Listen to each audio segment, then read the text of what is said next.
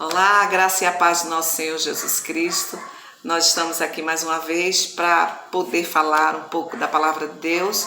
Hoje nós vamos fazer um estudo panorâmico do livro de Zacarias e nós vamos pedir a intervenção de Deus para nos ajudar.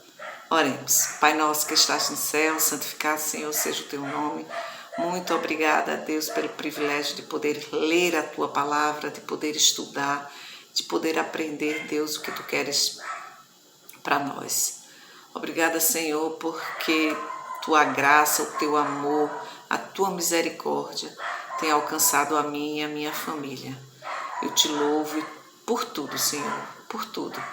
Muito obrigada no nome santo de Jesus. Amém. Bem, vamos lá. Zacarias, ele está incluído nos profetas menores e a gente vai falar um pouquinho assim sobre algumas potências.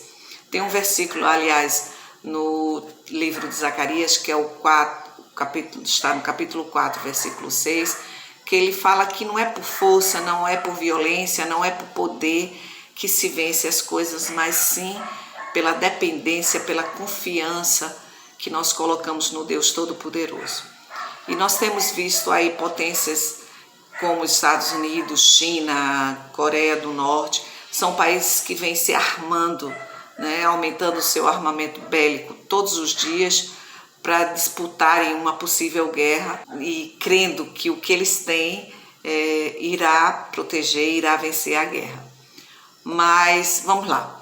Zacarias ele está incluso nos profetas menores. Nós podemos estudar que é um nome comum, Zacarias, que significa o Senhor se lembrou, e ele existe aproximadamente 27 nomes de pessoas, no Antigo Testamento com o nome de Zacarias. Então, Zacarias ele veio da tribo de Levi, nasceu na Babilônia no período do exílio, do povo de Israel na Babilônia, e ele foi contemporâneo do profeta Ageu na retomada a Jerusalém, na reconstrução do templo. Vamos agora a alguns dados que a gente tem para facilitar. A data em que o profeta veio com as suas profecias foi data de 520 a 518 a.C. O local foi já em Jerusalém. Ele saiu da Babilônia para Jerusalém. Diretamente o alvo a quem suas profecias se destinaram é o povo de Israel, o povo judeu que estava voltando do exílio, e principalmente ao governador ou ao rei, alguns chamam assim. Eita, a pronúncia é Zorobabel, é uma pronúncia difícil, E esse governador, vamos dizer assim, ele teve o privilégio de retornar e começar a reconstrução do templo e também de inaugurar esse templo. Alguns teólogos, nessas pesquisas que a gente andou fazendo, eles consideram que Zacarias é um livro triste, é um livro, digamos assim, meio tenebroso, por causa das suas profecias e das visões que Zacarias tem. E a gente pode ver também, assim, aqui na nossa revistinha de EBD, tem a palavra-chave, que significa esperança, e o versículo, como eu já falei no início, que é o versículo 4, o capítulo 4, versículo 6, que diz que esta é a palavra do Senhor a Zorobabel. Não por força nem por violência, algumas versões diz poder, mas pelo meu espírito, diz o Senhor dos exércitos. A gente tem aqui Zacarias em uma sentença. O profeta exorta o povo ao arrependimento dos pecados e a confiança no futuro. E Zacarias ele foi enviado pelo Senhor para ajudar o profeta Ageu a confirmar a mensagem que Deus tinha e as razões que Deus tinha para levar vários profetas ao povo de Jerusalém a se arrepender dos seus pecados, a voltar a cumprir os mandamentos que Deus tinha deixado. Então, assim, Deus queria, como quer de nós, como requer de nós, que nós possamos estar confiando, entregando o nosso futuro nas mãos dele. O livro de Zacarias ele é dividido em duas partes distintas. A primeira do do capítulo 1 ao capítulo 8, né, Zacarias ele faz uma convocação através das visões que ele tem do anjo, aos repatriados, ao povo que voltou do exílio. Ele chama, vamos dizer aqui no popular, ele dá uma chamada na grande para que as pessoas se arrependessem, para que as pessoas confiassem que Deus estava à frente, né? E a outra ele aponta para um futuro. As 8 visões de Zacarias, elas são aplicadas à realidade do povo. Elas são o começo do seu ministério. Zacarias, ele provavelmente, ele teve seu ministério teve uma duração de aproximadamente 2 anos e meio, é o que se consta nos estudos teológicos. Zacarias, ele é, depois do profeta Isaías, ele é aquele que mais fala da vinda do Salvador. Então, no capítulo 6, versículo 9 a 15, ele mostra que Cristo não é apenas o fundamento, mas é o renovo, é o fundador do novo templo. E a cruz vai ser a sua glória. As 8 visões têm um estilo literário bem hebraico, que do 1 combina, vamos dizer assim, com o 8, com a visão 8, a segunda visão com a visão 7, a terceira e assim sucessivamente. Esse é um estilo hebraico de literatura, né? É um recurso literário para enfatizar e organizar a mensagem do profeta. Na nossa revistinha também, o profeta ele fala sobre o jejum. O jejum, muitas vezes a gente, vou fazer jejum só para conseguir isso. Eu vou fazer jejum como uma penitência, eu vou fazer jejum para me santificar. E o profeta ele esclarece em vários capítulos, né, o fundamento desses jejuar. Então, assim, sobre o jejum, o que é que Zacarias aporta? Lá no capítulo 7, no versículo 3, Zacarias fala que o jejum não se deve chorar, não é só para chorar. O jejum, ele também é um momento de alegria. Você pode fazer o jejum para celebrar a alegria, não só como penitência.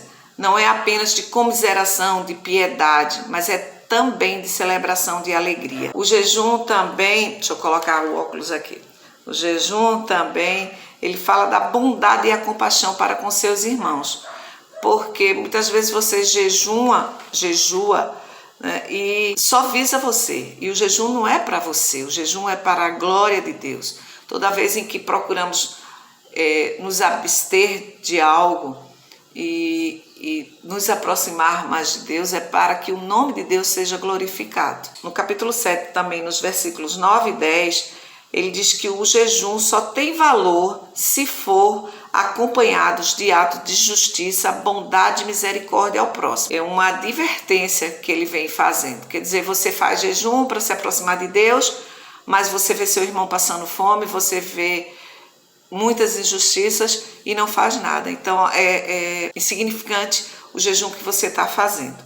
E no capítulo 8, no versículo 19, o profeta ele coloca aqui: assim diz o Senhor dos Exércitos, o jejum do 4º, do 5º, do 7º, no 10º dia se transformarão em alegria e festa. Nós podemos ver também um pouco sobre as doutrinas contidas no livro de Zacarias. E o que é doutrina? Às vezes a gente fica assim, doutrina, o que é doutrina, né? Doutrina é um conjunto de mensagens, é um conjunto de ideias que servem para nortear, seja na igreja, seja politicamente, são conjuntos de ideias para se formar o objetivo que a gente deseja.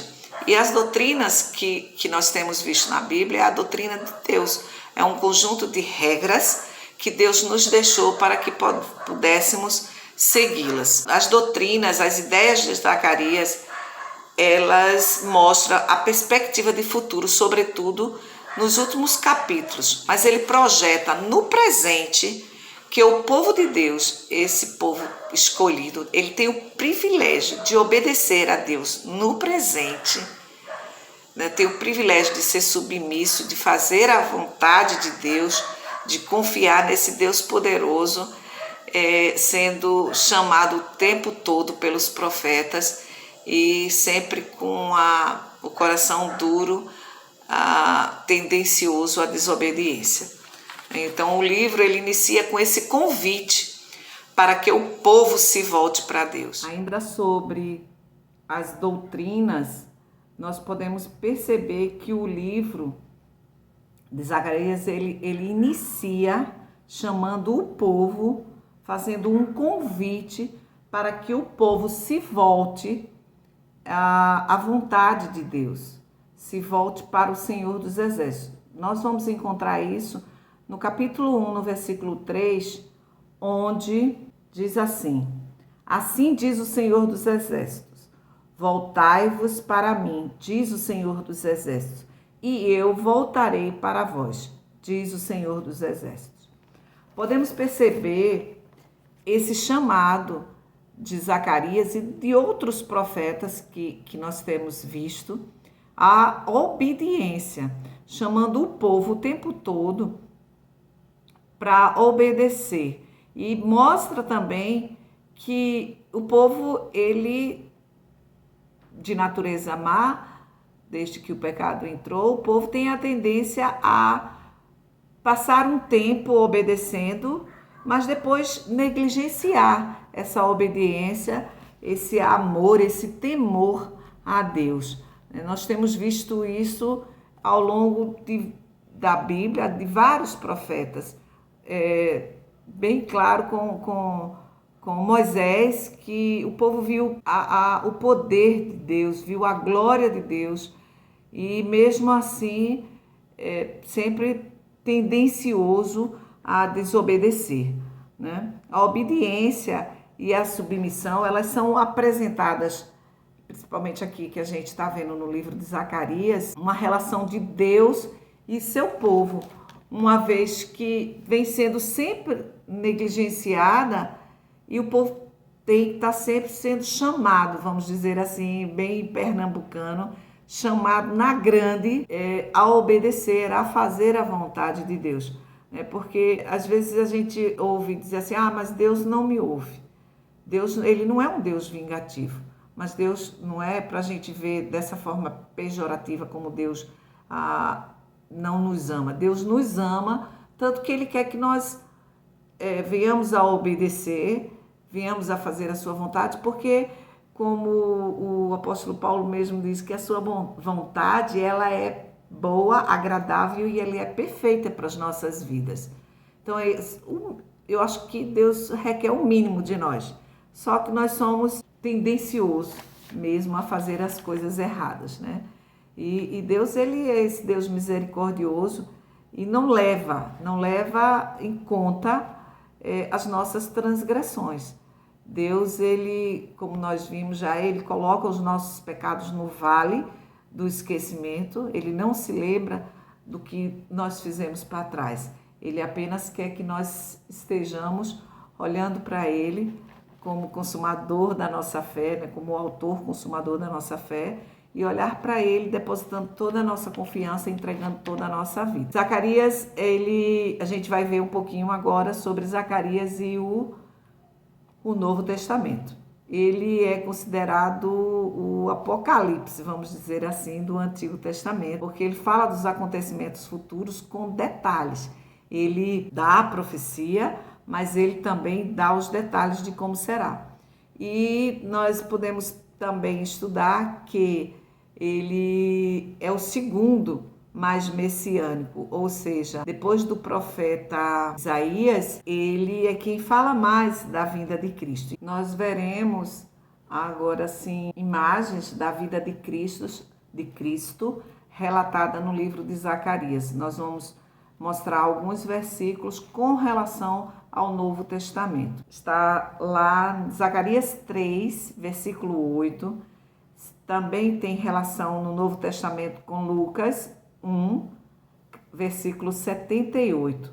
Vale salientar também que Zacarias, ele apresenta Jesus, apresenta o Messias na figura de um rei pastor que é ferido para resgatar suas ovelhas. Como a gente viu, Zacarias 3, versículo 8, a gente tem relação com o capítulo 1 de Lucas, o versículo 78, que diz que é o cumprimento, né? O que Jesus é o renovo, é o sol nascente de Jerusalém.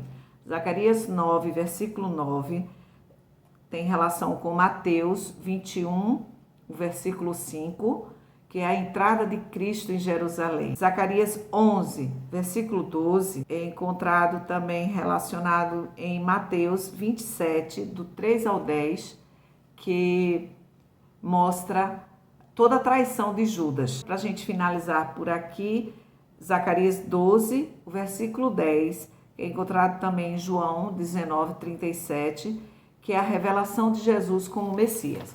Bom, amados, nós podemos aprender um pouquinho da vida de Deus, né, através do profeta Zacarias, e a gente vai tentar concluir por aqui, nesse breve relato, nesse breve estudo, que Zacarias ele faz um chamado à obediência, projetando a fé do povo de Deus, a ação na história, tanto no passado quanto no futuro.